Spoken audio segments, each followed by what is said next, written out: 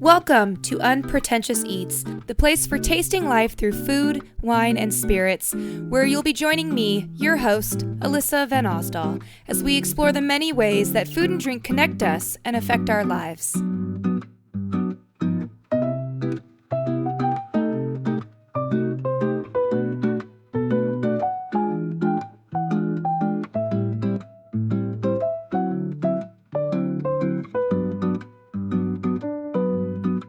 Welcome back, and thank you for joining me for episode 5 of Unpretentious Eats.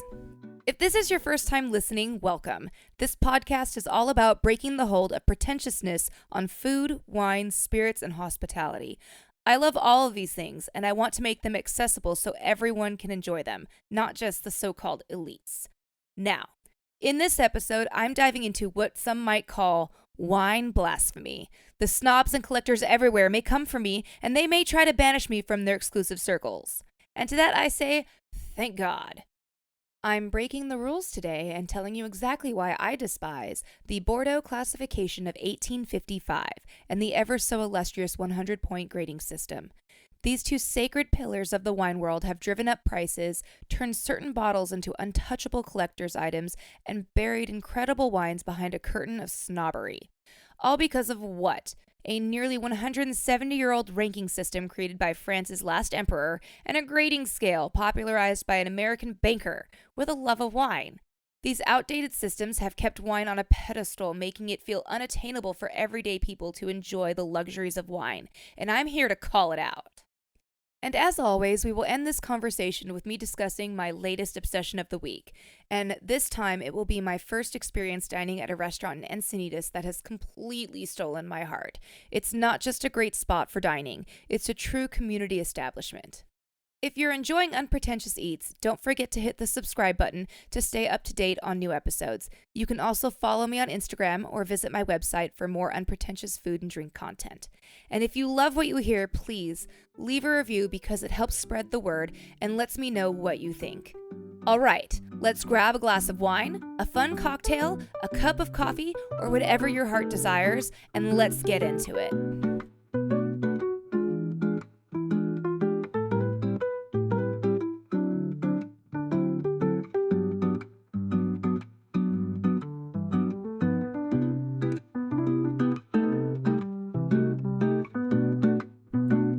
As you can imagine, I've probably already lost a few listeners today with my early declaration of disdain for the 1855 classification and the 100-point grading system. But in all honesty, this podcast wasn't for them anyway. These two systems have been the main drivers of pretentiousness in the world of wine. One was created as a marketing tool to elevate an emperor's image, and the other, though originally intended to help consumers, was quickly hijacked to inflate prices and make it nearly impossible for smaller labels to compete. Let's start with the 1855 classification of Bordeaux. As the name suggests, it was established in 1855 when Emperor Louis Napoleon Bonaparte, better known as Napoleon III, decided to host the 1855 Paris World's Fair, also known as Exposition Universelle de Paris. I try avoiding saying that because, again, I'm terrible at French.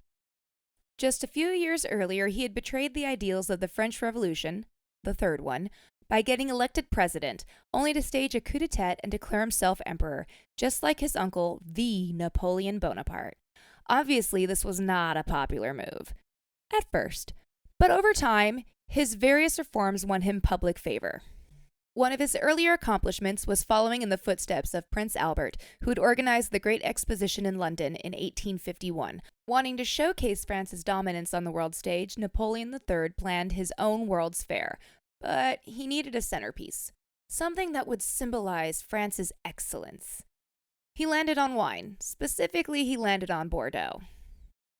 Now, this wasn't just a whim or a random thought. At the time, wine sales were already a massive part of the French economy, with Great Britain and Russia as the largest importers. Great Britain to this day has a deep historical tie to Bordeaux. In 1152, Eleanor of Aquitaine married Henry, the Duke of Normandy, who later became King Henry II of England.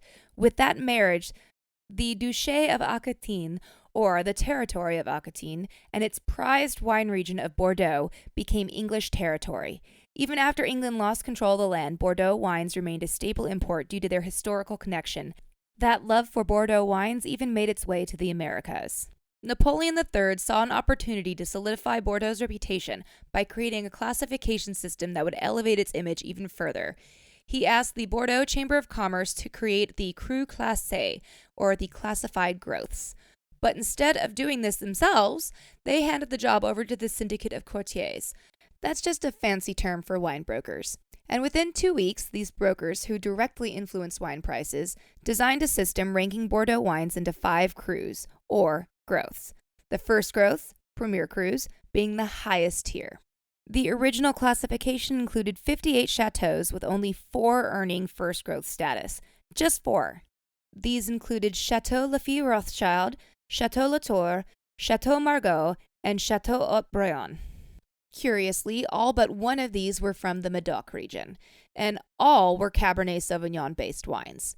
That's significant because thanks to this classification, Cabernet Sauvignon went on to be the most planted and most expensive grape varietal in the world. The classification itself has barely changed in over 150 years, with only one major revision happening in 1973, 118 years later, and that was when Chateau Mouton Rothschild was elevated from second growth to first growth. Yes, another Rothschild vineyard was elevated. Now, don't get me wrong, I respect traditional regional classifications like those in France, Italy, Spain, and even Hungary, which, interestingly enough, is actually where the idea was pioneered. These systems help consumers distinguish quality, small production wines from mass-produced, heavily processed ones. That's why you can walk into a wine shop in those countries and grab an incredible family-made bottle for $5. But the 1855 classification of Bordeaux is not an AOC. It is a marketing gimmick.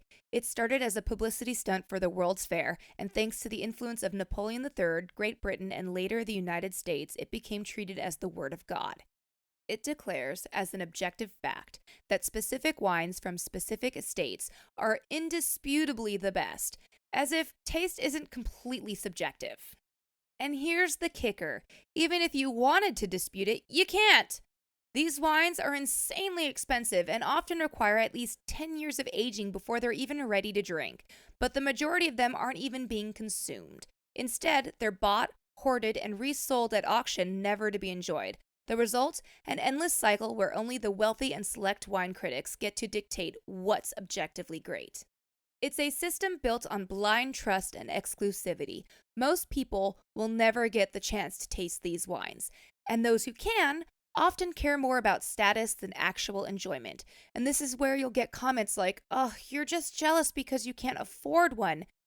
To that I say, no, sir. I just don't need money and this overpriced bottle of wine to feed my ego and replace having a good personality, unlike you.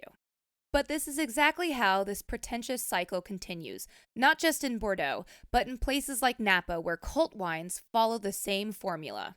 Because what's really more pretentious than claiming undisputed greatness, not because something truly is, but because most people can't afford to challenge that claim? Now we'll move on to the biggest perpetuator of pretentiousness in the wine industry: wine critics. Yes, you heard me. You rely on them for their insight and expertise, but most of them are incredibly biased. Before the 1970s, most wine critics had a financial stake in the wines they reviewed, which obviously skewed their opinions. Think about it. If you were financially invested in a particular region or label, wouldn't you be more inclined to give those wines a glowing review? This is where Robert Parker Jr. comes in, the man who set out to change all of that. He was one of the first major wine critics who wasn't financially invested in wine sales. He built his reputation as a so-called unbiased wine advocate, which also became the name of his publication and website. Parker was a talented critic, no doubt, but his biggest contribution, the 100-point grading system, has become one of the most controversial aspects of wine today. The system ranks wines from 50 to 100 points, with anything below 80 being disregarded. Parker's goal was to create a clear, structured way to help consumers and collectors make fair purchasing decisions. Sounds noble, right? But not for long. His grading system turned into a marketing tool for other writers and industry players. And this is crazy because even Parker himself has admitted that the scores are subjective and can be influenced by his mood at any time of the tasting. That means that the difference between 96, 97, 98, 99, or even a perfect 100-point wine completely depended on how he was feeling in the moment. This phenomenon, often called the Parkerization of wine, has had some pretty wild consequences. It has drastically inflated wine prices, making it nearly impossible for new critics to emerge with real merit. Why? Because to be taken seriously, a critic needs to taste the most highly regarded wines, but those wines are now so expensive and limited in supply that only the ultra wealthy or those with industry connections can access them. So, if you want to become a respected wine critic today, you pretty much have to be the apprentice of an already established wine critic, meaning your palate is going to be shaped by their preferences, further perpetuating one narrow subjective opinion rather than fostering a fresh perspective. So sadly, Robert Parker Jr.'s attempt at creating a fair system just created another more successful marketing tool for others to use and abuse and to drive up prices. Wine critics have long been accused of bias, conflicts of interest, and even outright bribery in exchange for high scores. For legal purposes, I can't say names, but I'm sure some of you know who I'm talking about. Yet, year after year, the market continues to be dictated by a small, elite group of critics who recycle the same talking points and reinforce the same hierarchy of wines. There are now more 100-point wines than ever, even though a perfect score was once meant to signify rare excellence. According to LiveX, an exclusive members-only global wine trading marketplace, 121 wines received a 100-point score in 2023. 121! Oh, and don't even get me started on exclusivity when it comes to reliable information. If you want reliable consolidated data on the wine trade, guess what? You have to be an elite member of this website. So much for transparency, right? I mean, there are over 8 billion people in the world, and yet only a little over 600 members of this website. Correction, over 600 people or corporations that can afford to be on this website. It's almost like they don't want you to have this information. Whether Parker intended it or not, his 100-point grading system has fueled the systemic snobbery in the wine world. And while there are plenty of overprocessed, mass-produced wines out there that deserve criticism, that doesn't mean the entire industry should bow down to an arbitrary ranking system that favors a select few. After all of this information, all I have to say is that the 1855 Bordeaux classification and the 100-point grading system belong in textbooks for reference only. Now, you might be thinking if she's going to shit on both of these ideas, what would she do instead? I would say we should continue with the concept of designations of origin, which are AOCs, DOCs, or in the United States an AVA, because these are signs of quality. They require a lot of time and a lot of effort in order to obtain. They're also not given out by critics. They are obtained through the government, through farmers, producers, and other activists doing a lot of work in order to prove that their region is quality and unique. After this, I would say we can improve on Robert Parker Jr.'s original idea by just removing the number concept. This is not a test, so a grade is kind of absurd. Unlike a test, which is objective, there is only one answer, wine and how it tastes is very subjective. Instead of a grade, I believe that wine critics should only leave a description of their tasting of the wine, meaning undertones, aromas, acidity, tannin, ageability, etc.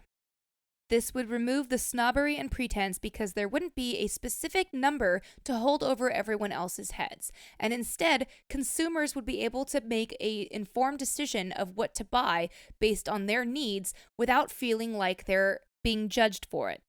Now, I don't see this happening anytime soon because, let's face it, companies love numbers and they love being able to brag, so I highly doubt this will go away anytime soon.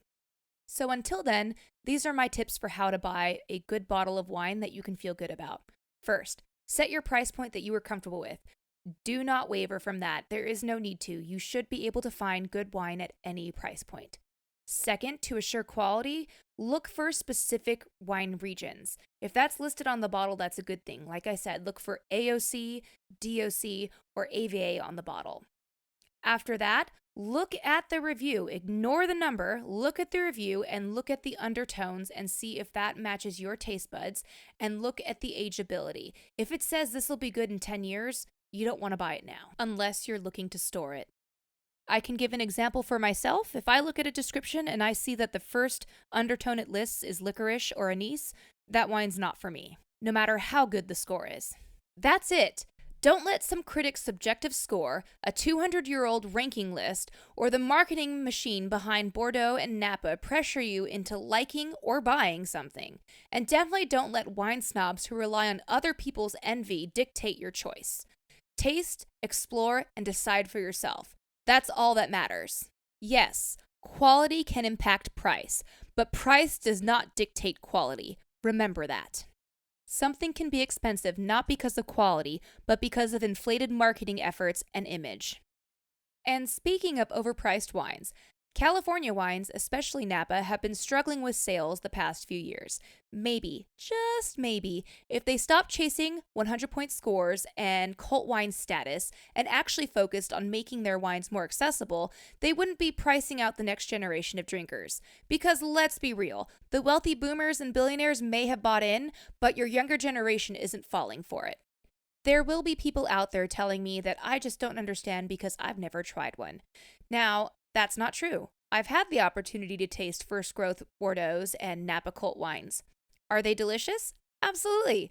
Are they well made? Without a doubt. But are they worth that much money just to either wait 10 to 50 years to drink them or pay a premium to drink them now only to pee them out 10 minutes later? I don't think so. And let's not forget, there are thousands of wine labels worldwide. It's physically impossible for the handful of critics there are to taste them all. So take their opinions with a grain of salt and trust your own palate. Phew, that was an intense rant, I know. But after years in sales being forced to perpetuate this fallacy, I had to get this off my chest. Do you agree or disagree? I'd love to hear your thoughts.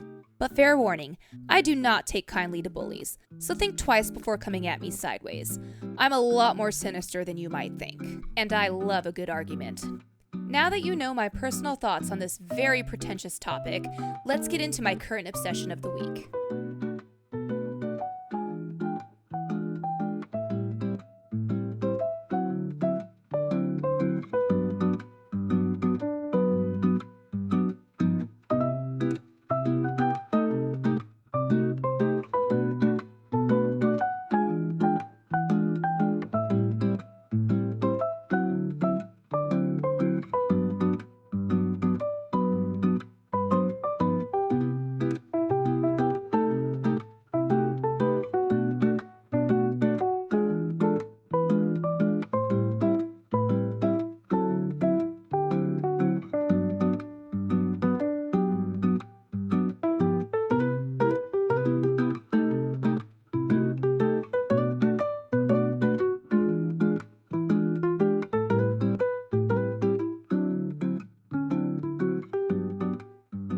I hope everyone listening enjoys eating out as much as I do.